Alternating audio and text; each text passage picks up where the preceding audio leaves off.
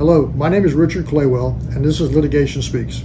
Today I'd like to talk to you about business valuations, lost profits, and how reliable the projections are that are being made by the experts.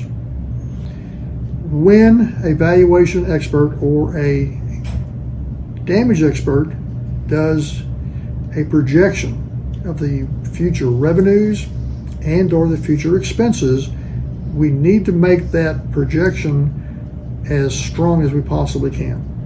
What that deals with is having two different variables that we're going to be working with.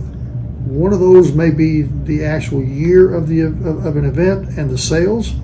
It may be the year and the expenses, or maybe the sales and the expenses, but we're looking for a strong relationship between those two. That will be identified by a thing that's called a coefficient of determination, or R-square. So typically it's just called R-square. So we're going to talk about what that really means. That talks about the reliability of making a forecast and or a projection. Again, the stronger that reliability, the better the performance we're going to have in the analysis that we're doing.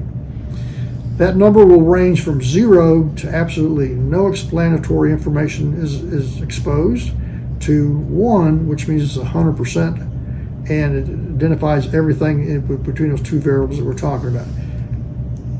The probability of getting 0 and 1 and or 1 are not very strong. You're going to get something in between.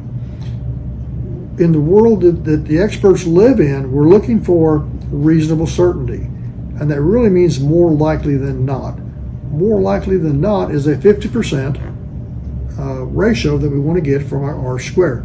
So if the R-square is greater than 50, it's reliable and it can be used for making predictions. If the R-square is less than 50, it does not have any predictive ability at all and should not be used in the calculations that we're performing for valuation or for lost profits. Now, when we do this, when you look at a report that's prepared by a business valuation expert or a lost profits expert, you want to look at the R-square. And you want to see what that number is to give you an idea of whether or not I should or should not be using it. You also want to take a look at the R-square from the standpoint, is that R, is that a capital R or is that a small r? If they've used a capital R, that means they've used the entire population of all the data that's there, period. The chances of that happening are not very, very great at all. They should be using an R-square that is a small r. The small r is a sample size that they've used. So we're talking about, did they use everything or did they use a sample? You're going to get different results whether you use a capital R or you use a small r.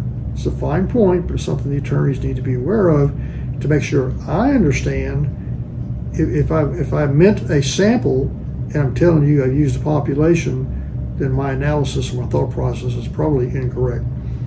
So take a look at that. If you have any questions on how the R-square with coefficient of determination works, you can send me an email, give me a call. If you have any questions that deal with business valuation issues, forensics, or economic damage issues, feel free to send me an email and say, could you talk about whatever? Be more than glad to discuss this, to explain it to attorneys so they understand what they should be getting from their valuation experts and from their lost profits experts. Thank you for watching. See you next time. Thank you.